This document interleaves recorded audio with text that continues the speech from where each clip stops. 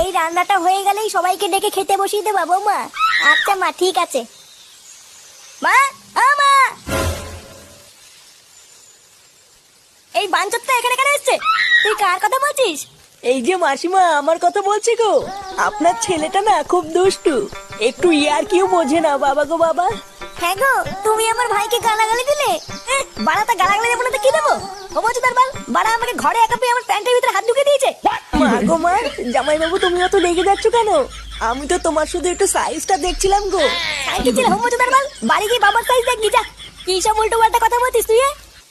যা বলেছি ঠিকই বলেছি। লেওড়া আজকে প্যান্টের ভিতরে হাত ঢুকে দিচ্ছে, কালকে তো বলবে হালকা করে পুঙাও মেরে দাও। এই কি হয়েছে রে? এত চেঁচামেচি কিসের? দেখুন না মেশামশাই, মা গো মা, আপনার ছেলে একটু ইয়ার কিউ বোঝে না। ওটাই আর কি ছিল বাঞ্চদ? দেখেছেন তো কিভাবে বলছে। দেখো মা, আমি কিন্তু বলে দিচ্ছি, এই চুদির ভাই যদি বাড়িতে থাকে আমি কিন্তু বাড়ি থাকবো না, বলে দিলাম। চোরে বাচ্চা, তুই ঘর থেকে বেরিয়ে যা। আমরা কোনো কাজকর্মের বেলায় নেই, কোনো রোজগার পাতি নেই, আবার বড় বড় কথা। ও বাড়া, মায়ের থেকে মাসির দরদ বেশি, তাই তো? বাড়া এখন তো দেখছি আমার থেকে এই বাড়িতে এই হোমোচোদার দাম বেশি। লেওড়া যেদিন এই হোমোচোদাটা তোমার ধুতির ভিতরে হাত ঢুকিয়ে নেয়ানারি করবে সেদিন বুঝবা বালের এই বাড়িতে আমার কোনো দামই নেই।